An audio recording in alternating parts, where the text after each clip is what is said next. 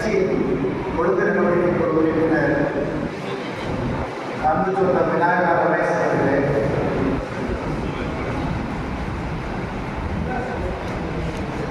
தெற்கு மாவட்ட அலுவலர் ஆளுமை நாசகர், தூத்துக்குடி மாநகர செயலாளர் அண்ணன் முருகபூபதி,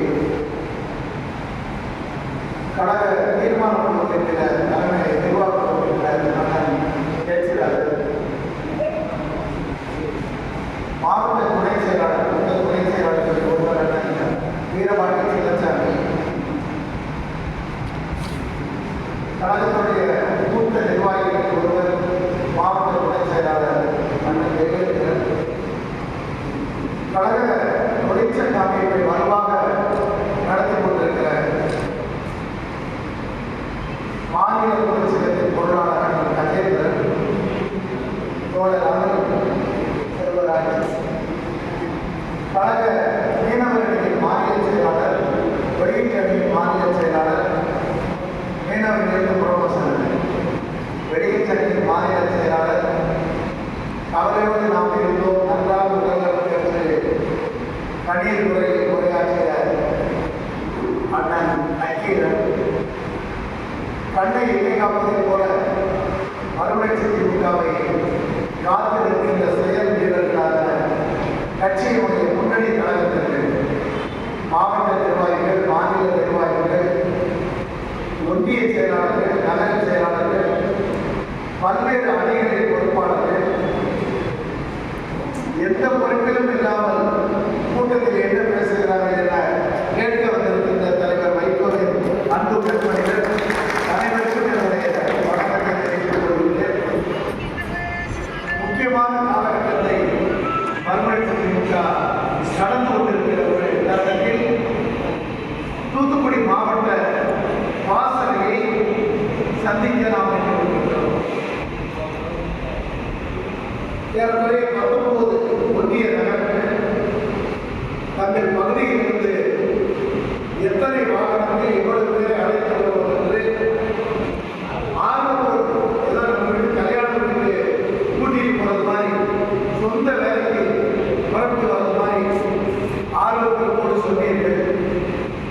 மறுமலர்ச்சி திமுக ஏறக்குறைய 32 ஆண்டுகளில் 16 தேர்தல்களில் சந்தித்து பெரும்பாலான தேர்தல்களில் நாம் தோல்வியை சந்தித்திருந்தால் கூட இந்த கட்சி வலிமையாக நின்று கொண்டிருப்பதற்கு காரணம் நீங்கள் காட்டுகிற உறுதிப்பாடு. அதை வழிநடத்துகிற தலைவர் வைகோ அவர்களுடைய லட்சிய தாகம் தான். அதனால்தான் 6 எம்எல்ஏ தேர்தல், 5 எம்எல்ஏ தேர்தல், 6 எம்பி தேர்தல், 5 உள்ளாட்சி தேர்தல், 16 தேர்தல்களை நாம் சந்தித்திருக்கிறோம். பெரும்பாலான தேர்தல்களை நாம் தோற்றிருக்கிறோம். ஒரு அரசியல் கட்சியை தோல்வியோ வெளியேற்றங்களோ பிளவோ அச்சுறுத்த முடியாது. அது நிலைத்து நிற்கும். காரணம் அந்த கட்சி கொண்டிருக்கிற கொள்கையிலே இருக்கிற உறுதிப்பாடு. அதற்கு மறுமலர்ச்சி திமுக தமிழ்நாட்டு அரசியலிலே உதாரணம். அந்த அடிப்படையில் தான் இந்த நிகழ்ச்சி நடக்கிறது. தலைவர் அவர்கள் டெல்லியிலே சில தினங்களுக்கு முன்பு அவருடைய நாடாளுமன்ற உறுப்பினர் பொறுப்பு தற்காலிகமாக நிறைவு பெற்றிருக்கிறது. நிறைவு பெற்று விமானத்திலே வருகிற போது மறுநாள் காலையிலே அலைபேசியிலே தொடர்பு கொண்டு பேசினார்கள். நான் விமானத்தில் வரும்போதே முடிவு செய்யப்பட்டேன். தமிழ்நாட்டில் 8 இடங்களிலே தமிழ்நாட்டினுடைய முக்கிய வாழ்வாதார பிரச்சனைகள் குறித்து, அதற்காக நாம் செய்த தியாகங்களை பற்றி பேச வேண்டும் என்று நாடாளுமன்ற உறுப்பினர் பொறுப்புக்காக முடிந்து இரவு 7 மணிக்கு புறப்பட்டு 9:30 மணிக்கு விமானத்தில் சென்னை வந்து இறங்குகிற போது முடிவு செய்துவிட்டேன் என்று மறுநாள் காலை 8 மணிக்கு தலைவர்கள் பேசினார்கள். எல்லோரும் குறிப்பிட்டது போல முதலில் தூத்துக்குடி ஸ்டெர்லைட் அகற்றம் என்று தலைப்பு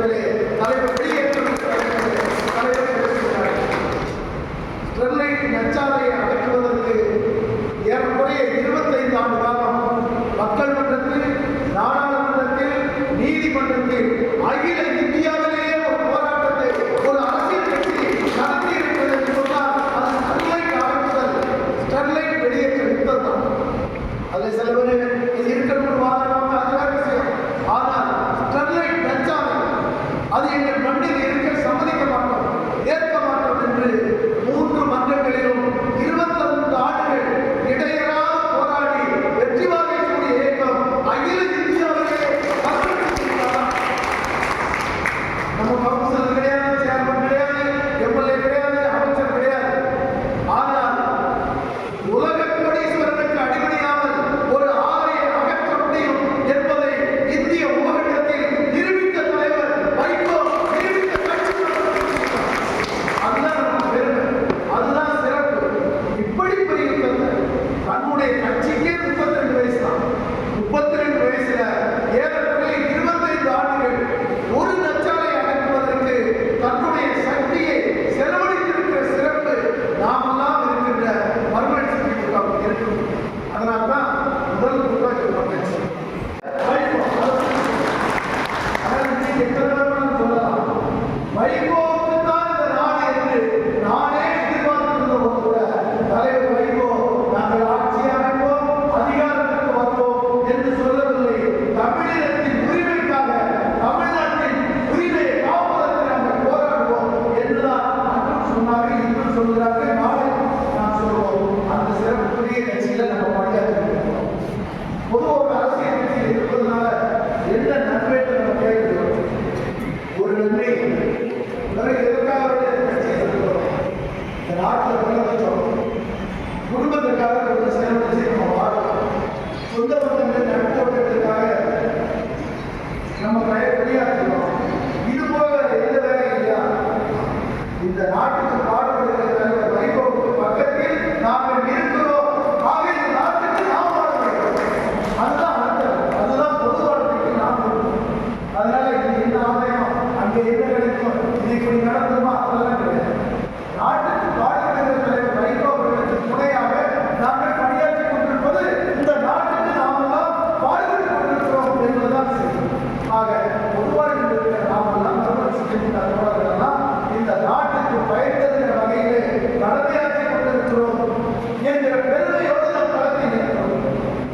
சின்ன சின்ன அரசியல் ஒரு கட்சியில் நடக்கிறது